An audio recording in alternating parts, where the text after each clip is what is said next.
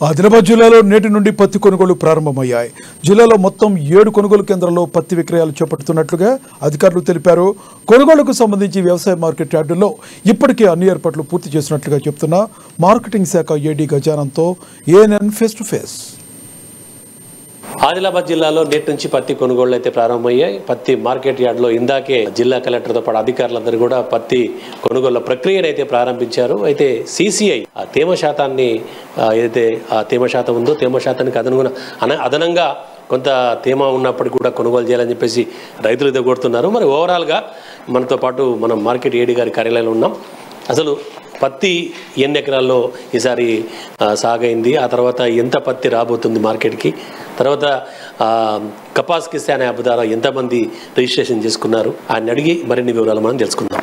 చెప్పండి, అయితే ఈసారి తేమ శాతం ఎంతవరకు ఉండే అవకాశం ఉన్నది, మరి రైతులు కోరుతున్నట్టుగా అదనంగా తేమ మీద ఏదైనా సడలింపించినారా?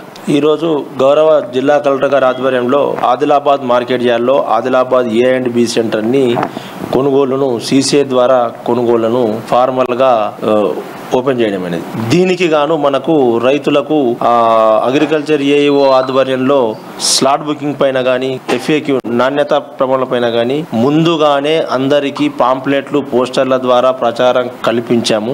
ఈ ప్రచారంలో భాగంగానే ఈ రోజుకు మట్టుకు మనకు 8 మంది ఫార్మర్స్ని అగ్రికల్చర్ డిపార్ట్మెంట్ వారు విలేజ్లోనే మాయిశ్చర్ చెక్ చేసి అక్కడనే నిర్ధారణ చేసి ఈ రోజు అయితే రావడం జరిగింది. అది కూడా ఇందులో 8 నుంచి 12% లోపే ఈరోజు వచ్చినాయి.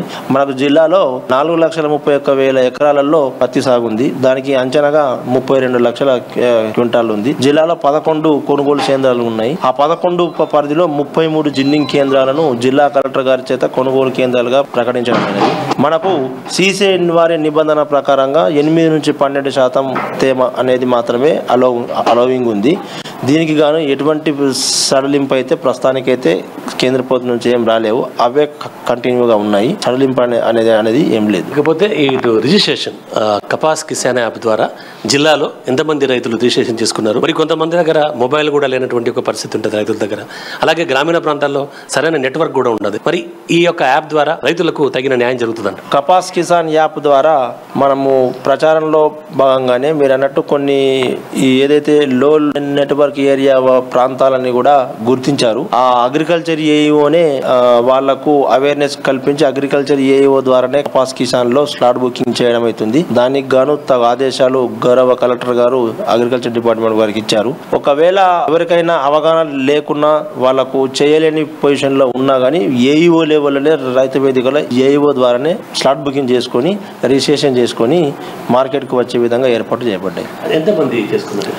ఇప్పటికీ మనకు సిసిఐ వాళ్ళు అంటే ఇది సిస్టమ్ ఎలా ఉంది అంటే స్లాట్ బుకింగ్ ఓపెనింగ్స్ అనేది ఈసారి కొత్తగా ఉంది కాబట్టి వాళ్ళ సిస్టమ్ ప్రకారంగా ఫర్ ఎగ్జాంపుల్ మనది ఇవాళ ఆదిలాబాద్ AB సెంటర్ ఓపెన్ అయింది. దీనికి 6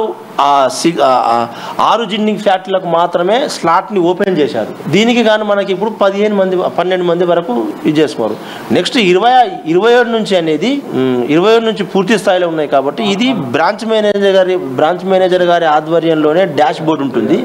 వాళ్ళే అప్లోడ్ చేస్తారు, వాళ్ళే స్లాట్ని ఓపెన్ చేస్తారు. దానికి గాను మనకు డాష్ బోర్డ్ ప్రస్తుతానికి రాలేదు. డాష్ బోర్డ్ వస్తే మేనట్టు డైలీగా ఎన్ని స్లాట్ బుకింగ్స్ అయినాయి, ఎందరు మంది రైతులు చేసుకున్నారనేది మనకు గుర్తుకొస్తుంది. కాబట్టి మనకు డాష్ బోర్డ్ ఇస్తే మనకు పూర్తి స్థాయిలో మనం ఇన్ఫర్మేషన్ ఇవ్వచ్చు. ఇప్పుడైతే జిల్లాలో ఇది మనకు జిల్లాలో అయితే కొనసాగుతున్నది స్లాట్ బుకింగ్ది. మనం ఆల్రెడీ పేపర్లో అనౌన్స్మెంట్ చేశాము కాబట్టి 27 నుంచి. కాబట్టి ఈ 27 నాటికి ఇప్పటికీ కొనసాగుతున్నది. దానికి ఎంత సంఖ్య అనేది ఆ డాష్ బోర్డ్ ఇస్తే మనకు ఈ యాప్ ద్వారా రైతుల నిరీక్షణ అనేటటువంటిది తగ్గే అవకాశం ఉందంట. ఈ యాప్ ద్వారా ఈసారి కేంద్ర ప్రభుత్వం నిబంధన ఏమున్నదంటే రోజుల తరబడి గంటల తరబడి బార్లుగా తీరి ట్రాన్స్పోర్ట్ అనేది కూడా భారం కాకుండానే ఏ రోజు బుక్ చేసుకుంటే అదే రోజుకు రైతు వచ్చి సులువుగా అమ్ముకునే విధంగా ఈ కపాస్ కిసాన్ యాప్ అనేది మనకు ఉపయోగపడుతుంది. నేడు దాదాపుగా ఈ రోజు మొదటి రోజు ప్రారంభ రోజుగా ఎంతవరకు వచ్చే అవకాశం ఉందంటే మా కొనుగోలు CCI తరఫున? ఈరోజు రెస్ట్రిక్టెడ్గా ఇంతే వచ్చాయి, 10 వెహికల్స్ వచ్చాయి అంతే. అది చెప్తున్నారు. ఖచ్చితంగా అంటే సడలింపు అయితే తేమ శాతంలో ఏమి ఉండకపోవచ్చు అని చెప్తున్నారు. అయితే కిసాన్ కపాస్ యాప్ ద్వారా మాత్రం రైతులు బార్లుగా రాకుండా నిరీక్షించకుండా ఒక రకమైన అవకాశం అయితే ఉందంటున్నారు. అయితే ఎక్కడైతే ఈ యొక్క నెట్వర్క్ పరిధి లేనటువంటిది, రైతులకు అవగాహన లేనటువంటి సందర్భంలో స్థానికంగా ఉన్నటువంటి యొక్క అధికారుల ద్వారా వారికి అవగాహన కల్పించే విధంగా చర్యలు చేపడుతున్నట్టుగా ఈడీ చెప్తున్నారు. కెమెరా పర్సన్ మహేందర్ రెడ్డితో సత్యనారాయణ, ANN న్యూస్, ఆదిలాబాద్.